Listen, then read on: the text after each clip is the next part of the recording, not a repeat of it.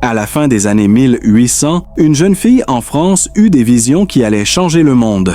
Avant la mort de Sainte Bernadette en 1879, elle révéla 3 avertissements importants concernant l'avenir de l'humanité.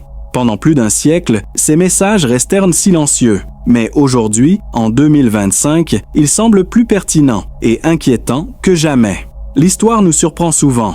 Quand la vie paraît écrasante et incertaine, quelque chose de durable perce silencieusement. Parfois, cela commence avec une jeune fille malade issue d'une famille pauvre, dans une ville oubliée du sud de la France. À l'époque, Lourdes n'était qu'un petit village où les gens travaillaient dur et s'inquiétaient de survivre au jour le jour. Personne n'aurait imaginé que des millions de personnes viendraient un jour chercher l'espoir en ce lieu.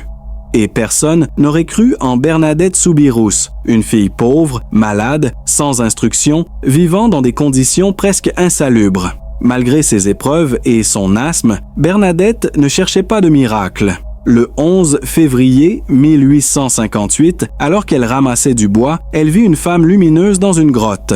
Cette figure était paisible et baignée de lumière. Bernadette ne pouvait d'abord pas bouger, mais bientôt elle pria silencieusement avec elle. Pour les autres, c'était un jour ordinaire, mais pour Bernadette, tout avait changé. Lorsqu'on lui demanda ce qu'elle avait vu, elle appela simplement la figure Akero, celle-là. Les habitants doutèrent d'elle, se moquèrent et même l'Église l'a mis en question. Mais Bernadette ne dévia jamais de son récit. Le moment qui convainquit les prêtres de la véracité de son histoire fut lorsque la femme déclara « Je suis l'Immaculée Conception ». Bernadette ne comprenait pas cette phrase, une notion complexe récemment définie par l'Église. Aucune pauvre fille n'aurait pu l'inventer. Les messages étaient simples. Priez, repentez-vous, construisez une chapelle. Au premier abord, ces mots semblent ordinaires, mais regardez le monde d'aujourd'hui, divisé, anxieux, confus. Ces appels de Lourdes ressemblent à une bouée de sauvetage nous incitant à revenir vers Dieu. La plupart ignorent ce qu'il advint de Bernadette après les apparitions. Elle vécut dans la discrétion, souffrant dans un couvent, prononçant des paroles prophétiques à l'approche de sa mort. Des paroles qui nous avertissent encore aujourd'hui. La nouvelle de ces visions se répandit rapidement. Des gens vinrent, certains croyants, d'autres sceptiques. À travers tout cela, Bernadette resta humble, timide et silencieuse, ne cherchant jamais la gloire ni l'attention. Son honnêteté adoucit même les sceptiques les plus durs. Lors de sa 9e vision, la dame lui dit de boire à une source. Mais il n'y avait aucune source. Bernadette creusa la terre et une source apparut soudainement. Cette source devint célèbre pour guérir les malades. De nombreux miracles furent rapportés. Les doigts paralysés d'une femme guérirent instantanément. Un homme mourant retrouva des forces. Un enfant aveugle recouvra la vue. Un soldat marcha à nouveau. L'Église enquêta, rejetant certaines allégations, mais en confirmant d'autres. Lourdes devint un lieu d'espoir et de miracles. Bernadette ne réclama jamais de crédit. Elle craignait la foule et détestait l'attention, mais continua à souffrir silencieusement. Ces messages n'étaient pas de grandes prophéties, mais des appels simples. Priez, repentez-vous, venez en procession, construisez une chapelle, priez pour les pécheurs. Ces mots simples portent une grande force, car la véritable prophétie parle souvent doucement, non bruyamment. Ce sont eux qui font taire l'âme. En regardant aujourd'hui, en 2025, les messages de Lourdes ne ressemblent plus à de vieux préceptes. Ils paraissent être un diagnostic spirituel du monde moderne. Que se passe-t-il lorsque la prière disparaît de la vie quotidienne? Que se passe-t-il lorsque la foi devient optionnelle? Lorsque le mot repentir est oublié? Lorsque les gens vivent comme si Dieu était bon mais inutile? Nous obtenons le monde dans lequel nous vivons aujourd'hui. Un monde plein de peur mais affamé de sens. Un monde rempli de technologie mais vide à l'intérieur. Un monde connecté par des écrans mais divisé au cœur. Un monde saturé d'informations mais désespéré de sagesse. C'est pourquoi beaucoup considèrent le message de Bernadette comme prophétique. Pendant les apparitions, la dame demanda qu'une chapelle soit construite à la grotte. Pas un monument à Bernadette, ni un lieu pour célébrer les miracles, mais un lieu de prière, de changement et de repentir. Un endroit où les gens pourraient trouver ce qui compte vraiment. Aujourd'hui, Lourdes accueille des millions de pèlerins chaque année. Des personnes viennent en fauteuil roulant avec des bandages, des diagnostics de cancer, des mariages brisés, des addictions, des peurs et de profondes douleurs. Ils viennent chercher quelque chose que la médecine moderne ne peut offrir, l'espoir. Mais Lourdes n'est pas seulement un lieu de guérison physique. S'il y a un message clair dans chaque miracle, chaque histoire, chaque larme versée à la grotte, c'est celui-ci. Lourdes est un lieu où Dieu touche l'âme avant le corps. Cela conduit à une vérité plus profonde, en lien avec ce que le monde traverse aujourd'hui. Peu le réalisent, mais caché dans les premiers messages de Lourdes se trouve un avertissement. Pas une menace effrayante, mais une mise en garde douce. Quand un monde oublie Dieu, il oublie la miséricorde. Quand il oublie la miséricorde, il oublie la bonté. Sans bonté, tout commence à s'effondrer. La dame parla de pénitence. Pour beaucoup aujourd'hui, ce mot semble dur ou démodé. Mais dans le langage spirituel de Lourdes, la pénitence ne signifie pas punition. Elle signifie réveil. Elle signifie retour à ce qui compte. Elle signifie changer la voie d'une vie qui s'est éloignée de sa véritable raison d'être.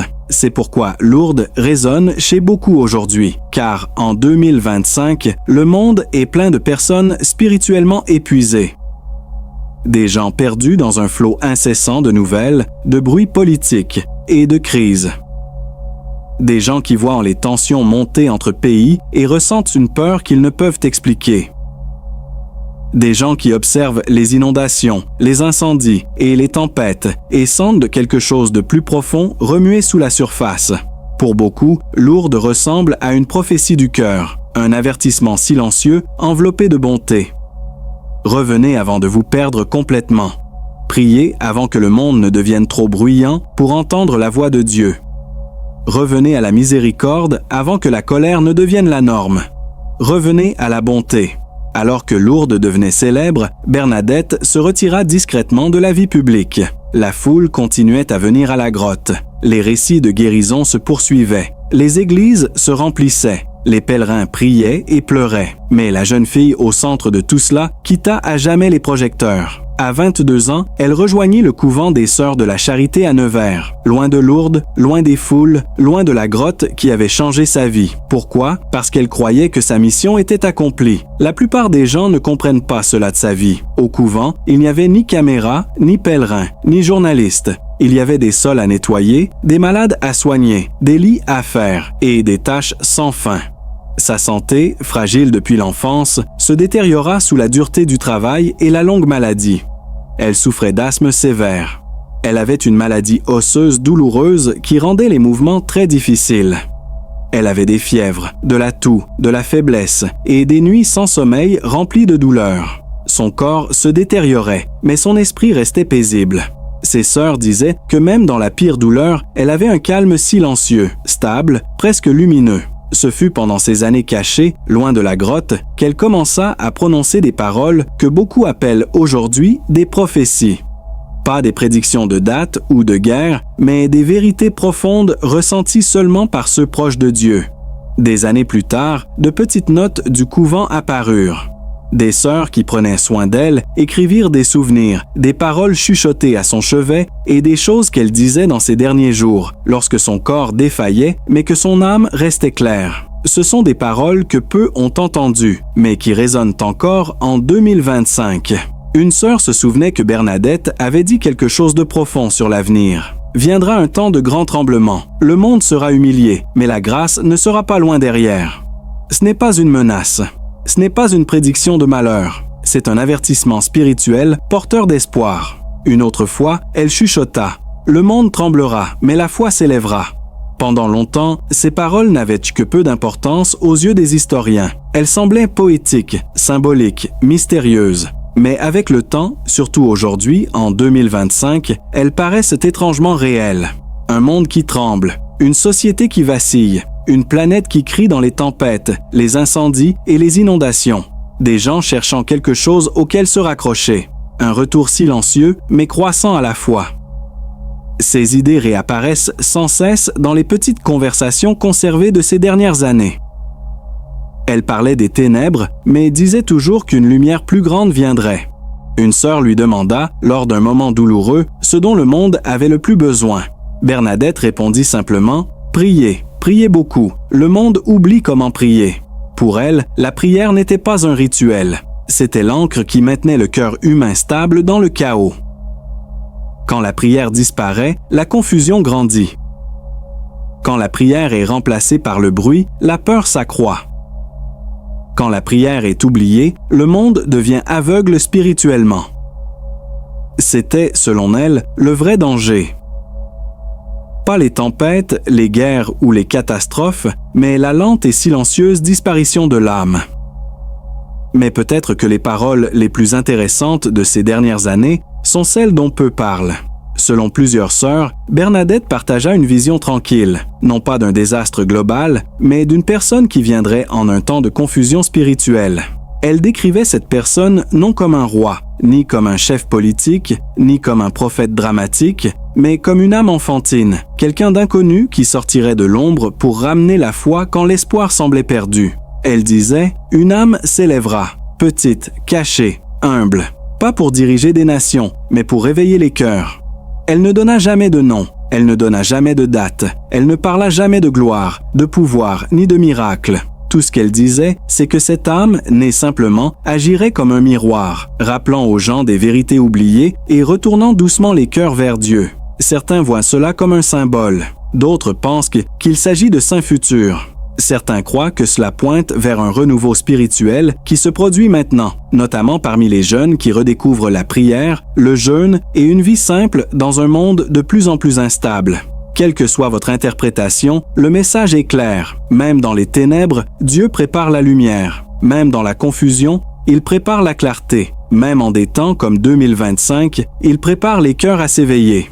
Avant de mourir, Bernadette dit autre chose qui relie sa vie à nos luttes. Vers la fin, son corps affaibli par la maladie, elle parla de la terre. Les sœurs se souviennent qu'elle décrivait la nature en souffrance, des rivières encrues, des cieux sombres, et la terre gémissant sous l'oubli des hommes. Pour certains, cela ressemble à des poèmes. Mais en 2025, avec les inondations, les incendies, les tempêtes, la fonte des glaciers et les vagues de chaleur partout, cela paraît très réel. Elle ne prédisait pas la science. Elle ne mettait pas en garde contre la catastrophe.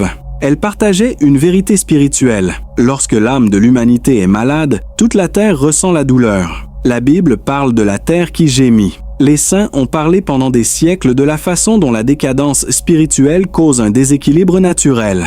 Bernadette le disait bien avant que les mots « crise climatique » ou « effondrement environnemental » n'entrent dans le vocabulaire. Mais surtout, elle ne parlait jamais sans espoir. Même quand elle évoquait une terre tremblante, elle promettait que la grâce viendrait là où les cœurs reviennent.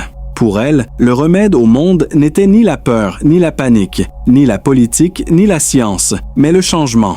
Un retour à Dieu, un retour à la prière, un retour à la bonté, un retour à l'humilité. C'est pourquoi ces derniers mots sont si importants aujourd'hui, parce que 2025 n'est pas seulement une année d'événements, c'est une année de choix, une année où les gens sentent le tremblement dans leur vie. Problèmes d'argent, division politique, chaos dans la nature, famille brisée, esprit fatigué, âme solitaire. Un monde plus connecté que jamais et plus divisé que jamais. En ce temps fragile, ces paroles tranquilles ressemblent à une carte pour le cœur. Pas un avertissement de catastrophe, mais un chemin à travers. Ces derniers mois furent pleins de douleurs. Ses jambes enflèrent. Ses os semblaient sur le point de se briser. Chaque respiration était difficile. Pourtant, les sœurs racontent qu'elles regardaient parfois au-delà de la pièce, au-delà des murs, au-delà de la douleur, vers quelque chose d'invisible. Ses yeux se levaient, son visage s'adoucissait. Parfois, elle murmurait des prières. Parfois, elle prononçait de courtes phrases que les sœurs inclinaient à entendre sans pouvoir comprendre. Parfois, elle semblait attendre quelque chose que personne d'autre ne pouvait voir. Et alors que l'histoire retient sa dernière prière comme une simple demande de miséricorde, il y a une autre partie de cette histoire qui est restée cachée trop longtemps. Parce que dans ces derniers mois difficiles, Bernadette ne parla pas seulement du ciel, elle parla de la terre. Elle parla d'un temps très lointain où le monde perdrait totalement son chemin, un temps de bruit et de colère où la base même de la foi serait profondément ébranlée. Les chercheurs et historiens ont étudié longtemps ces derniers avertissements brisés. Pendant plus d'un siècle, ils sont restés cachés dans des archives et n'ont été lus que par quelques-uns.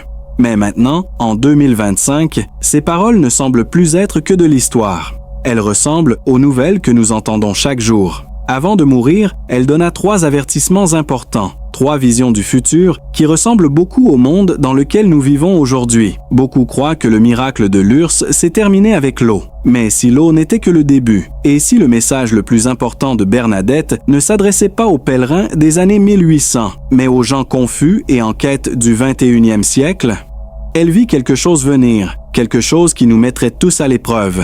Et l'épreuve n'est pas encore terminée.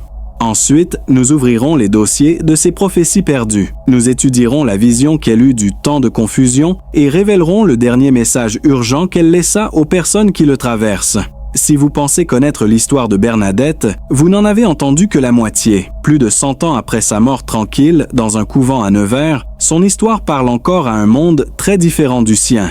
Lure est devenu un lieu où des millions viennent prier à la source qu'elle a trouvée. Mais le sens profond de sa vie et le message derrière les miracles ne sont redécouverts que maintenant. Quand on regarde ce sur quoi elle se concentrait et le monde en 2025, il est clair. Son message n'était pas destiné à rester au 19e siècle. Il devait traverser le temps. Il devait nous trouver. Depuis que Bernadette a vécu, le monde a beaucoup changé. La technologie a évolué plus vite que quiconque de son époque n'aurait pu l'imaginer. Les gens se connectent par écran, les nouvelles circulent instantanément et la vie va plus vite que jamais.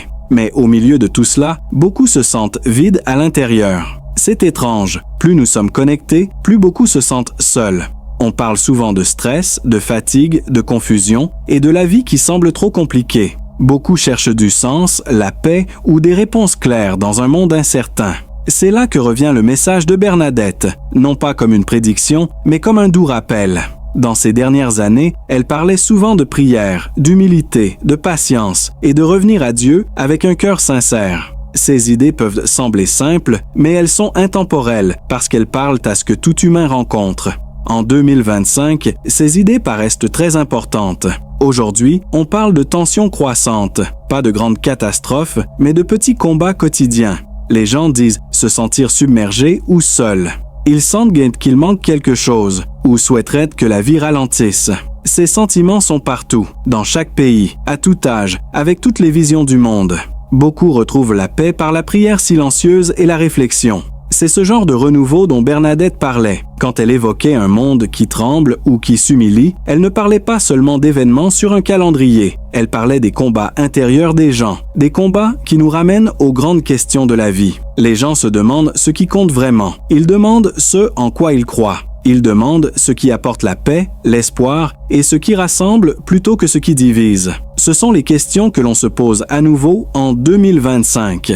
Les réponses de Bernadette ne concernaient ni la politique ni des idées liées à une époque. Elle parlait de l'esprit, du cœur. Elle nous rappelait que la prière, la bonté, le pardon et l'humilité ne sont pas dépassés. Ce sont les fondations solides dont nous avons besoin, surtout en des temps confus. Une autre idée de ces paroles qui résonne aujourd'hui est le problème de la division causée par les mots. Elle disait que le conflit ne viendrait pas des armes, mais de l'incompréhension, d'une mauvaise communication et de la perte de la bonté dans la façon dont les gens se parlent. Aujourd'hui, beaucoup de tensions ne sont pas des combats, mais du stress social, des disputes en ligne, des querelles familiales et une culture où l'on réagit vite mais écoute lentement. Cela ne signifie pas que le monde s'effondre. Cela veut dire que le monde apprend combien la communication affecte le cœur. Elle nous rappelait que quand les gens perdent patience, les relations se brisent. Mais quand on revient à la bonté et à l'honnêteté, la guérison commence. En 2025, la bonté n'est pas démodée, elle est plus nécessaire que jamais. Elle parlait aussi souvent de la paix intérieure, non pas la paix parce que tout est parfait, mais la paix qui vient de la foi, de la confiance et d'une force tranquille dans les moments difficiles. Des millions de personnes la cherchent aujourd'hui. Avec de plus en plus de gens pratiquant la pleine conscience, les retraites silencieuses, les groupes de prière, le jeûne et la méditation, beaucoup découvrent que le silence guérit dans un monde bruyant. Bernadette vivait dans le silence. Cela l'a façonné, lui a donné de la force et l'a guidé. Cette pratique de prendre du recul, de calmer le cœur et de prier est encore très importante aujourd'hui. Elle parlait aussi d'une petite âme qui aiderait à réveiller les autres. Ce n'était pas une prédiction sur une personne, mais un symbole de la façon dont Dieu agit à travers des gens simples et humbles. En 2025, cela se produit partout. Des gens ordinaires, souvent invisibles, accomplissent des choses extraordinaires. Des hommes et des femmes prennent soin des personnes âgées. Les jeunes aident dans les œuvres de charité et les refuges. Les communautés s'entraident dans les moments difficiles. Les églises se reconstruisent après des années de pertes. Les familles prient chez elles. Des artistes, des écrivains, des croyants du quotidien partagent l'espérance en ligne. Ces petites âmes changent le monde silencieusement, sans chercher de louanges. Bernardet croyait que ce sont ces personnes que Dieu utilise à chaque génération. Un changement surprenant de ces dernières années est que les gens veulent une vie plus simple. Ils comprennent que la paix ne vient pas de la possession de biens, mais d'une vie réfléchie. Ils rangent leur maison, coupent les distractions et simplifient leur quotidien tout en cherchant un sens plus profond. C'est la vie que Bernardet a menée. Elle possédait presque rien, mais avait une force claire que beaucoup respectent encore. Sa vie montre que la simplicité n'est pas une faiblesse, mais une puissance.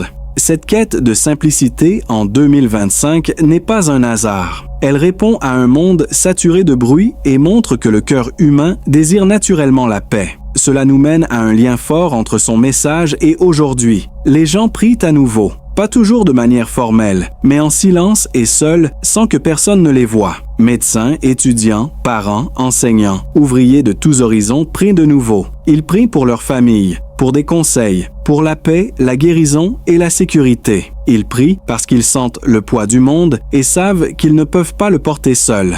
Ce retour silencieux à la prière ne fait pas la une des journaux, ni ne crée de tendance sur les réseaux sociaux. Pourtant, il a lieu dans les maisons, les voitures, les hôpitaux, les églises et dans les moments calmes avant le sommeil. Ce retour discret est le renouveau que Bernardet croyait capable de changer le monde, non par la puissance ou la peur, mais par des cœurs qui s'éveillent un à un.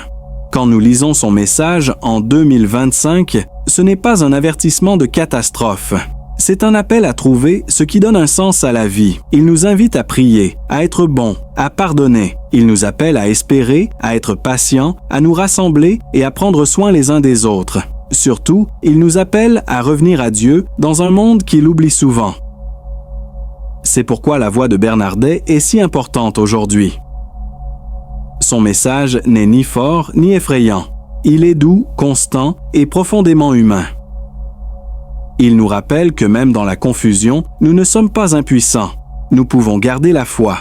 Nous pouvons choisir la bonté. Nous pouvons ouvrir notre cœur et trouver ce qui compte. Quand nous le faisons, le monde commence à guérir, une personne à la fois.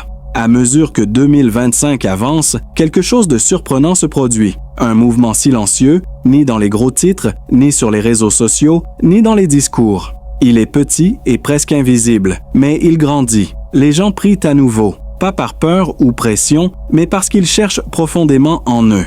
Dans les embouteillages, les petits foyers et les instants calmes, beaucoup se sentent attirés vers le silence et la vérité. À mesure que ce mouvement silencieux grandit, la vie de Bernardet Saurus semble moins une vieille histoire qu'un guide pour aujourd'hui. Son message n'a jamais été une prédiction de l'avenir, il était un réveil du cœur. Et en 2025, le cœur du monde s'éveille enfin. Pendant de nombreuses années, on a dit que le monde allait mal. Église vide, moins de foi, vie plus laïque.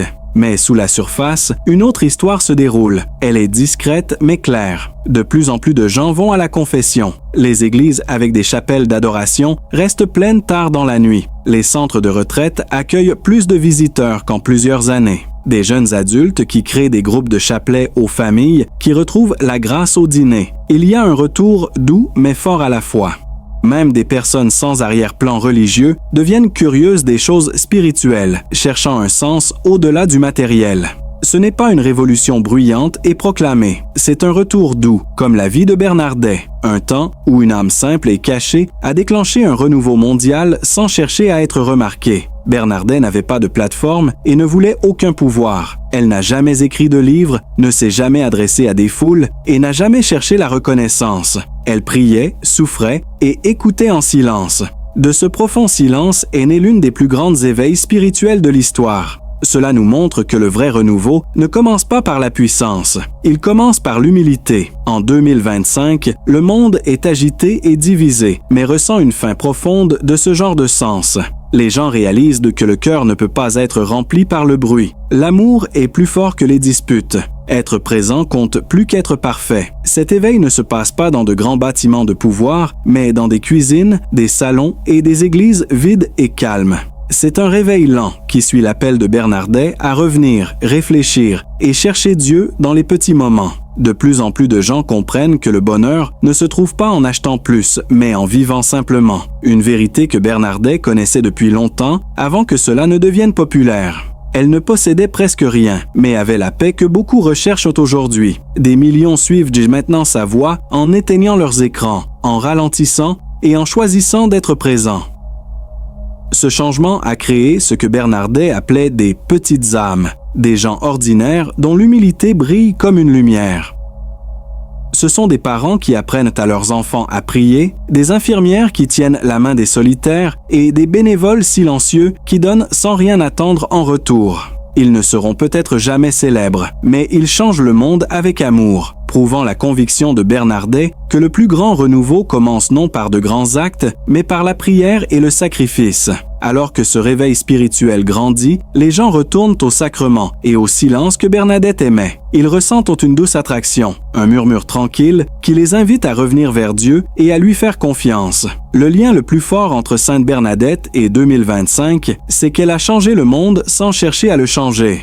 Elle a simplement répondu. Elle a répondu à la prière, à la souffrance et à Dieu par un oui calme et constant. Aujourd'hui, beaucoup voient que leur propre oui compte encore. C'est ce que Bernadette a vu, non pas un avenir rempli de peur, mais un avenir ouvert au changement et à l'espoir. Alors que nous faisons face aux défis de cette année, nous voyons des signes d'espérance, des cœurs en quête, la bonté qui grandit et un monde qui s'éveille lentement à la vérité que Dieu agit toujours dans les petites choses cachées de nos vies. Au terme de ce voyage à travers la vie, la souffrance et la sagesse douce de Bernadette, une vérité silencieuse se dégage. Son message ne portait jamais uniquement sur les miracles. Il ne s'agissait pas seulement de la source, des guérisons ou des foules. Il concernait quelque chose de bien plus personnel et durable, le cœur humain. En 2025, le monde comprend ce que Bernadette savait depuis longtemps. Le monde change une âme à la fois. Quand elle s'agenouillait à la grotte, elle ne pensait ni à l'histoire ni au futur, pas même à 2025 ou aux grands événements que nous connaissons aujourd'hui. Elle voulait seulement rester fidèle à ce qu'elle voyait. Elle voulait seulement écouter et elle pensait uniquement à Dieu. C'est pourquoi son histoire compte encore. Les problèmes de notre monde et de nos familles ne se règlent pas par plus de bruit ou une technologie plus rapide. Ils se règlent par les mêmes vérités que la dame a chuchotées à Bernadette. Nous devons prier et revenir à Dieu. Nous devons choisir la bonté quand le monde se divise. Nous devons choisir l'espoir quand le monde est incertain. Ce n'étaient pas des avertissements de malheur, mais des invitations à une vie nouvelle. Regardez bien 2025. Nous voyons un monde qui cherche non seulement des réponses, mais la paix. Les gens veulent de moins de conflits et plus de liens. Ils veulent de moins de bruit et plus de calme. Bernadette n'a jamais promis une vie sans problème ni douleur. Elle a profondément connu la souffrance, dans le corps, l'esprit et l'âme. Pourtant, elle avait une paix qui dépassait sa douleur. Cette paix venait d'un cœur qui faisait plus confiance à Dieu qu'à ce qui arrivait. Elle venait d'une foi qui restait forte même lorsque son corps était faible. Elle venait d'un amour qui ne cherchait jamais à être remarqué. C'est ce don qu'elle nous offre aujourd'hui. Trouver la paix, non pas dans le monde, mais en Dieu qui marche avec nous. Quand Bernadette parlait d'un monde qui tremble, elle ne parlait pas des catastrophes. Elle parlait des moments où les gens s'éveillent spirituellement, quand le bruit de la vie est trop fort et que l'âme veut à nouveau le silence. En 2025, cela se produit partout. Des gens retrouvent la prière, même s'ils n'ont pas prié depuis des années. Ils éteignent leur téléphone et s'asseyent tranquillement pour la première fois depuis longtemps. Ils allument des bougies dans des églises qu'ils n'avaient pas visitées depuis l'enfance et ouvrent la Bible en quête de réconfort. Ce n'est pas la peur, c'est un réveil. C'est le cœur qui se souvient de sa vraie maison. Bernadette disait que sa force était la prière. Aujourd'hui, des millions de personnes découvrent cette même vérité. Même ceux qui doutent de la foi veulent la paix et un sens qui dépasse le temporaire. Ce désir n'est pas une faiblesse, c'est le commencement d'une vie nouvelle. Le monde loue souvent la célébrité et le succès. Mais Bernadette a vécu une vie très différente. Elle a vécu cachée, loin des miracles qu'elle a aidé à révéler. Mais c'est cette vie cachée qui a façonné le monde. En 2025, nous nous rappelons que les plus grands actes d'amour sont souvent petits. Les plus grands changements commencent là où personne ne regarde.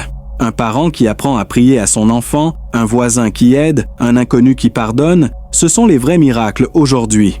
Bernadette croyait que Dieu utilise ces petites âmes pour guérir doucement le monde. Si son message résonne en 2025, ce n'est pas par des prédictions ou de grandes affirmations, mais par une invitation à ralentir, respirer et revenir honnêtement à Dieu. La dame n'a pas demandé à Bernadette de réparer le monde. Elle lui a demandé de prier pour lui et de faire confiance. Cela peut sembler peu, mais avec Dieu, c'est puissant. Une dernière vérité traverse toutes les paroles de Bernadette. Dieu agit encore dans le silence. Il agit dans les pièces calmes où personne ne regarde et dans les cœurs qui se sentent oubliés. Il agit chez ceux qui croient ne rien avoir à donner et dans les familles qui essaient de rester unies.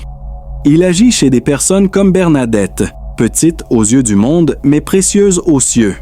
L'histoire de Bernadette ne parle pas d'une fille devenue grande. Elle parle de la manière dont Dieu utilise des gens ordinaires pour changer le monde. Son message en 2025 n'est pas la peur, mais l'espoir. Il nous rappelle qu'encore aujourd'hui, dans un monde incertain, Dieu est proche. Alors, que nous demande son message aujourd'hui? Il nous demande de prier à nouveau, même si nous n'avons pas prié depuis des années. Il nous demande de pardonner, même si le pardon est difficile. Il nous demande de ralentir, même quand la vie est chargée. Il nous demande de lâcher la peur et de faire place à la foi. C'est ce renouveau que le monde attend silencieusement en 2025. Il ne commence pas par de grands événements, mais par les petits choix que nous faisons chaque jour. Sainte Bernadette nous enseigne que la sainteté ne se trouve pas dans les visions, mais dans une vie fidèle. Peut-être est-ce là le plus grand message, que Dieu agit toujours tranquillement, que la grâce coule encore comme une source, que l'espoir renaît, que la foi compte toujours, et qu'encore aujourd'hui, le monde peut recommencer par un simple, humble et silencieux « oui ».